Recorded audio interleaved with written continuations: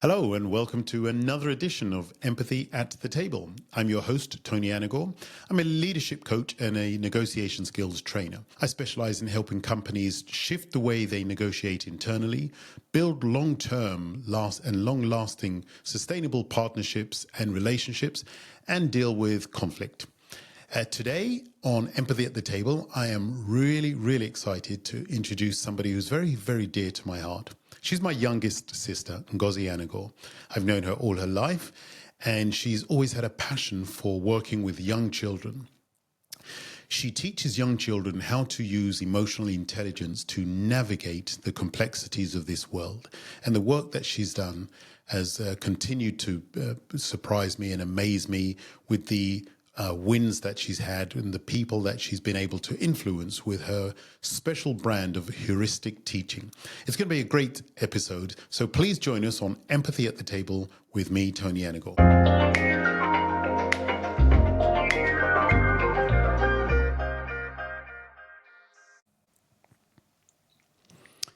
Hello and welcome to a very special edition of Empathy at the Table. For those of you who are watching on YouTube, you may have noticed a glaring similarity between myself and my next guest. Well, that's because she's my sister. I'm really pleased to introduce my wonderful sister, Ngozi Anagor, to Empathy at the Table. We're in for a treat. Ngozi, welcome to Empathy at the Table. Thank you. Thanks, Kanayo, and thank you for having me. Very exciting.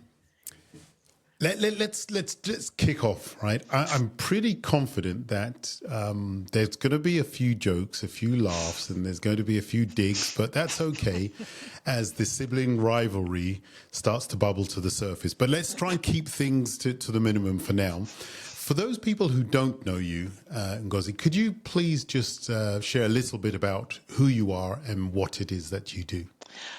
Okay. Oh, that's a big question. I will do my best. So I am one of 6 siblings, and I am historically an early years teacher. So I've worked in various primary schools and children's centres, ranging from the age of 6 months to 7 years old. And I've recently started my own little business where I run a baby and toddler group for parents and up to 4-year-olds, which is my latest and newest love. Great. So, I mean, the reason that I really wanted to talk to you about your work is because you literally get to catch people at the beginning of their developmental journey.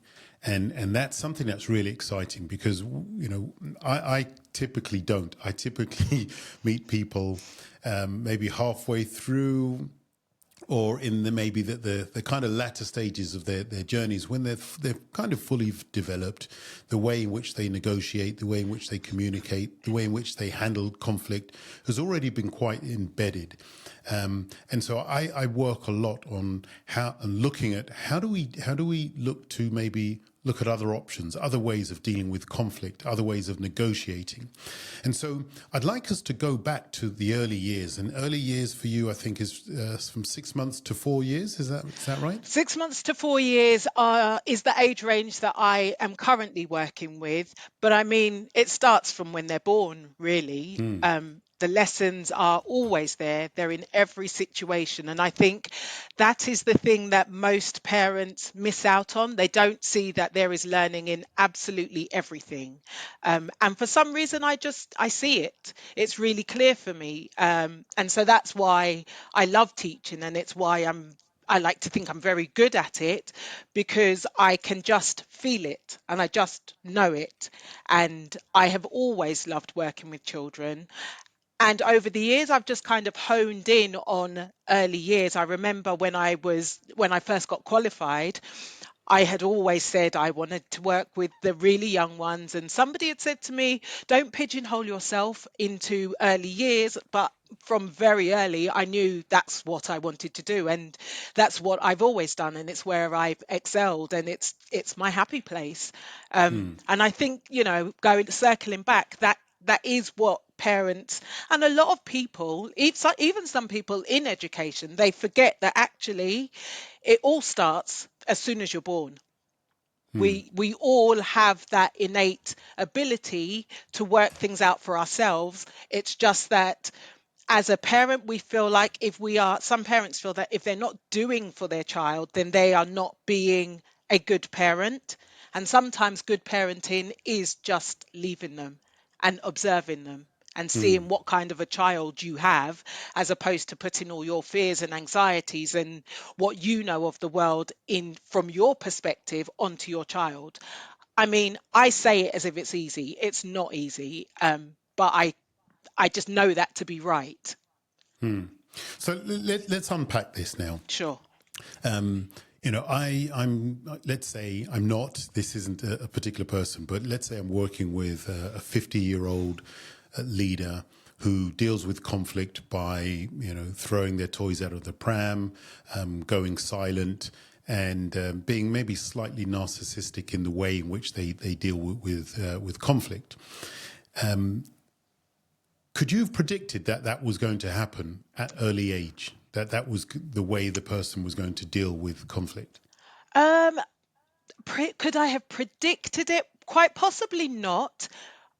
I could maybe say there's a possibility, but I mean, and this is also the problem with early years, is that when you get into education, people like to slap labels on children. If they are not learning in the way that the teacher needs them to learn, then they're deemed as, having maybe ADHD, or there's some other reason why they are not conforming.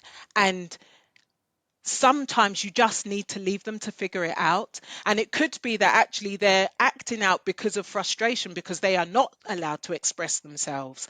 And it's in allowing them to express themselves that you can see how they function and how they see the world and how they are able to manage their emotions when other people are involved, because children are very egocentric. The world is all about them, and we were all like that. The world was always all about us, and we unlearned that as we had the environment, our parents, society, all the things.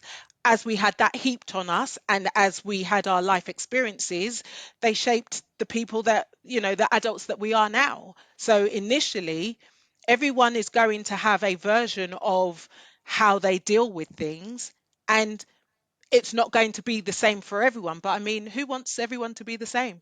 Nobody. I mean, but I'm fascinated as to when you get, children, let's say toddlers, 2-3 years old, when you get them at this age, you can see how how they might respond to different types of maybe threats, for want of a better word. Some people might become aggressive, some people might become more passive, and some people might become more curious, and then left untapped, that can actually grow and be developed into adulthood. I think, as I'm saying it, it's not good or bad. It's just the way it is. But I'm curious as to know whether you think that children actually have this inherent in them, and then it's the environment that nurtures this, or can it possibly be that a child who was meek, because I know you won't. You probably won't forgive me for saying, but I know you were a very, very shy child growing up, and you in your latter years you just came out of your shadow. And I'm wondering, was that because of nurture, or was that because of nature?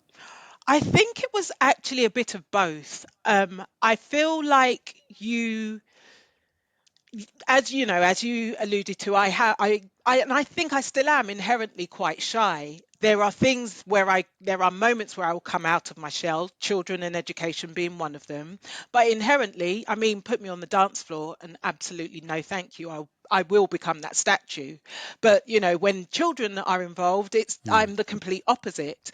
And I think that's also the beauty of early years, is that yes, if a child is presenting in a way that is you might not find desirable in terms of how to handle conflict, they're in that age range where we can still shape them. We can still teach them other ways of solving conflict, and they are able to adapt into a way that is more manageable for themselves and for the society that they're growing up into. So I think that's why I love early years.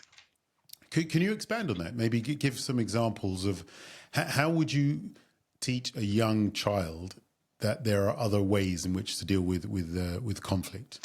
Well, I think largely when I was in school and in children's centres, it's about when the conflict happens, watching them at first, but then loads of conversation with the children. Children understand a hell of a lot more than we give them credit for. And as long as they can see, as long as you can reason with them and they can see where it is and that you're trying to go with them, they will very quickly begin to think, oh, okay. So what I do a lot of the time is I would say things like, well, how would you feel if he or she did this to you? Or I would say, well, look at their face. How does their face look? Why do you think their face looks like that? That's because of something you did. How do you think that you could change their face? And it's just all those little subtle questions where you go from a point of emotions that they understand and use that as your starting point as your building blocks for, oh, okay, that person is my friend, they've got an expression on their face that doesn't look happy. I know that to be sad because I've had that face. And then we can go from there, and then we then start to talk about, how do we stop that? If that's your friend, look at what you have done to their face. How do you think they're feeling? But I mean, it's also really challenging because a lot of the times the major conflict comes around sharing. And I remember really having to make this distinction between sharing things and turn taking, because a lot of the time, especially in classrooms, there's often maybe one thing of something and somebody else wants it, and an adult will say to them, oh, well, you need to share. Well, no, actually it's not sharing, because now you're stopping one child from using it and giving it to somebody else. So that's not sharing, that's turn taking, which is very different.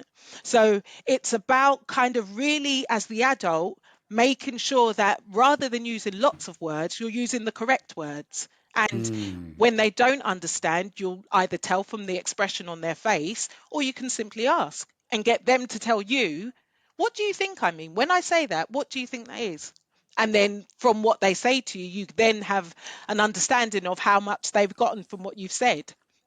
So this is what I mean when I say it's everywhere. Yeah, yeah. I mean, this sounds to me like the early stages of teaching somebody how to negotiate, right? How to advocate for yourself versus how to also be mindful of what the other person wants, right? In a negotiation. What kind of when you're get engaged like that? What kind of support or feedback do you get from the parents as you're doing these type of interventions?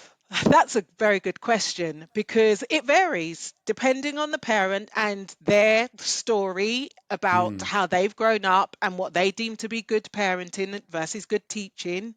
It can vary. So I've had responses where they will say to me, Miss Anagor, I use you all the time at home because they don't listen when I say these things. Or I'll get the silent parent where I can see that actually they just want to take their child and they just want to leave because they are not happy with how I've talked to their child about something that their child has done to upset somebody else. But it's very often a reflection of the parent, because I get the vibe, and it's not that they've said it, but I get the vibe that it's like, well, this is what they do at home, and I don't challenge this at home. So are you trying to say that I'm a bad parent? And it's not about being a bad parent, a good parent. It's just about getting your child to get on in the world and to have the community, because we don't excel on our own. We're not meant to be on our own. We come from and create community. And in order to be part of a community, you need to be able to get on with others. You need to be able to negotiate. And that comes from reading people's emotions and, caring about other people. So I think a lot of the time I do get parents worrying about, what it means about their child. And in that moment, it doesn't mean anything. It just means that I'm teaching them something that they didn't know. And actually, I might be teaching you as the parent something as well. And that's also the conflict, is that, well, I'm the parent. I know what's best for my child. And sometimes maybe you don't, or maybe not even maybe you don't, but maybe you haven't seen that there's another way of doing things. And egos are at play a lot. And of course, they're your babies, they're precious, that's your heartbeat. So, of course, you're going to fight like a lion for them. And I get it. So, I'm never really offended by it. And I will very often try different ways of getting that parent on board with whatever it is that I'm teaching. I mean, we didn't talk about the word heuristics. Heuristic. I, oh, sorry, Sorry. I heuristic. can't I So can't not sorry. correct you. All right, all right. 1-0 to So me heuristic with a with an H, 8. not with an H. Yeah, if I'm honest, I'd never heard of the word heuristics until you suddenly decided to bring it up on the I think on one Sunday lunch. For those other listeners who maybe have never ever heard what heuristics means, what is heuristics? So heuristic play comes from the word, I think it's the Greek word for eureka, which is to discover. So basically, heuristic play is where children from pretty much from as soon as they can sit up independently up to about 4 years old, where you just get a range of everyday resources. So it could be toilet roll holders, it could be pots and pans, it could be pine cones from the garden, from the park, and you just create little sections for them to just explore. You don't model anything, you don't intervene, you don't say anything, you just allow them to explore.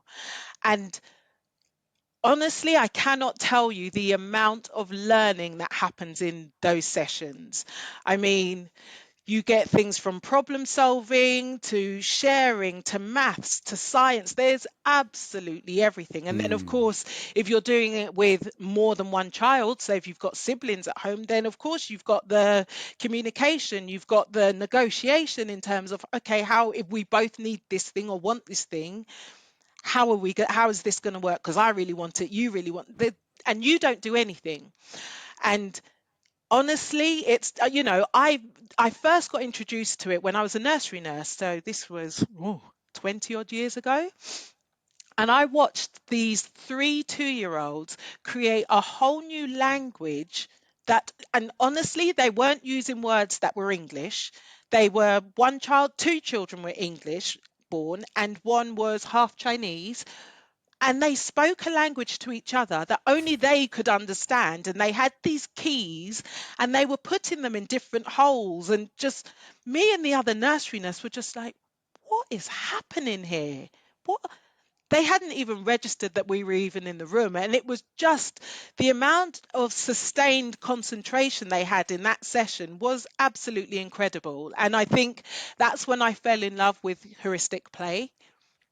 I mean, I never knew that I was going to be running sessions myself, but I just thought that is incredible because we could be here as the adult or not, and they would still be doing this. And we wouldn't know that they could negotiate in this way using a language that's not even English to play together. It was incredible. I mean, I find this work fascinating, on so many levels, because as I said, when I get to see people who didn't have heuristic play when they were children, and actually you're not really taught negotiation until you get into a business school, and then you're taught frameworks and you're taught strategies and approaches, which are very, very important. But what I'm hearing you talk about is even before you can speak, there's another language. I guess you and I talked about it the other day, the emotional intelligence that is required to be able to know what it is that you want, but also recognize that there's someone else, there's another entity as well that also wants the same thing. How do I navigate this? And I really find it fascinating how you can spot this and you can remain just close enough so that they know that you're there, but hands off enough so that they can figure this out for themselves. Yes. How do you also reinforce the behavior that you want them to continue when you see them? Do you celebrate when they, some of their wins, or do you literally just leave them to themselves? In heuristic play, you leave them. In Wow. heuristic play, you leave them. In a nursery setting or in a classroom setting, you would do the classic, not paying too much attention to the undesirable behavior and celebrating the behavior that you do want. But in heuristic play, it's it's really a difficult one, because there are times when, children, there will be a conflict, um, and you can see both the parents going to jump in as if, my child's hurting yours, I'm really sorry, or, he's just snatched it, and they're both looking at me and I'm like, no, leave them, leave them. And they're like, do I like, but, and they're looking at each other and apologizing on their behalf, and the children are not apologizing, and I'm thinking, why are you apologizing to this parent? You didn't do it, it's your kids. But actually that's also fine, because they're working it out, and they have to do these things in order to work it out. And if you jump in as the parent, then you take that skill set away from them. So there's been so many times where, like, only a couple of weeks ago, there was a little girl who was trying to get out of this big box that she'd managed to get in, and she was leaning, and of course she's learning about her weight and center of gravity in terms of trying to get out. And one parent went to go, and I had to stop her, and I was like, leave her. If she falls, she's not going to fall too far and break a limb, but she'll learn, actually that didn't work that time. And she managed to get out, and you could almost see the parent look at me as if, how did you know? How did you know she wasn't going to fall? And the short answer is, I don't really, but I trust them. I trust them and I have faith in them. And, it might be because they're not mine. It's probably because they're not mine. And it's a combination of, I've been doing this for many, many years, and I recognize who actually needs help and when. Whereas parents, they, wrap them up in cotton wool a lot of the time, and they don't want them to be hurt. So they'll preempt the pain or the thing that's going to disturb or, challenge, and they'll take it away, thinking that they're helping, but actually they're not. They're not. It's so easy to do I that as a know. parent. It's I so know. easy, and the difficult thing is to do. As you say. I also think sometimes with kids, they but if we keep doing for them, they will eventually just get used to it. We've seen kids where they call for the parents' attention, Hmm. and they learnt at a very young age that if I sulk Hmm. or if I scream or Hmm. shout, then mum and daddy come running, Yep. and they never really get to upgrade that, and so they get into adulthood and they're still sulking because it got them attention like 40, 50 years ago, right? Right. And do you think there's a way to reverse engineer that? Do you think there's a way to, when you get to that age, to almost go back and I mean, I don't know. like everything, when you learn it as an adult, it's much tougher. So, nothing is impossible, I believe, but you just create it, you make it much harder for yourself if you don't learn the lessons as you're growing up. Um, so yes, the short answer is yes, it can be undone, but also roll your sleeves up if you're doing it in adulthood. Roll your Yeah, sleeves up and be prepared for your ego to really take a bashing, because largely that's what stops a lot of adults from, you know, progressing in the way that they want to, is fear, but it's fear of looking good a lot of the time, fear of failure, fear. There are so many fears that we just carry in our rucksack, when you could just take it off your back and put it down. I mean, I say it as if it's easy. I'm guilty of it too. It's not. But in sure. theory, that's what you should be able to do, because you don't need those things. And if you look at it that way, it is that simple. I don't need the fear of this. I don't need my ego in this instance. It served me well to this point, but actually for this, I don't need it all the time. So I can put it down. But a lot of people don't do that, and it's work to do that. And you need to Yeah, yeah. surround yourself with like-minded people who you can hold, and who can hold you in a safe space to allow you to make your mistakes, because we do, and just move forward and learn. But it takes I mean, vulnerability. when we talk about the way in which we communicate, the way in which we negotiate, a lot of times people I speak to cannot make the connection with the way they negotiate to actually their upbringing. And once I focus on this a lot, and once I'm able to actually just ask some questions as to, well, where did you learn that it was okay to do that?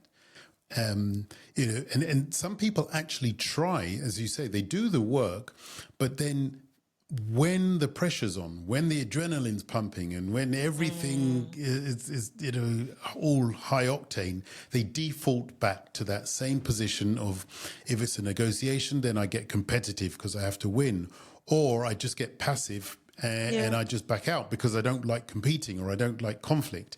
And so I'm really interested in figuring out, is there a way to really just get to the root and say, okay, right. I never used to believe in this, by the way. I have to say, I never used to believe in this, going back to when I was a child. This affected me when I was a child. Well, you know me growing up. You know what Yes, I do, big brother. Yes, I do. Yeah. So I never believed in that.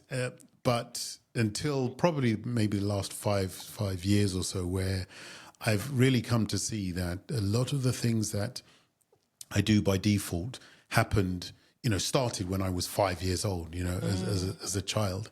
And I kind of maybe wanted to find out whether you are able to track what the work that you're doing, and maybe it's too early yet, but are you able to track and see how some of the kids that you have taught, how they've developed as they've grown up and maybe left your class, but then gone into maybe bigger communities, bigger classes?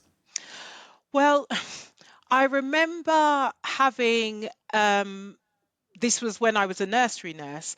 I remember we started a 2-year-old pilot, and they brought in a handful of children who had some kind of special need. The special need varied.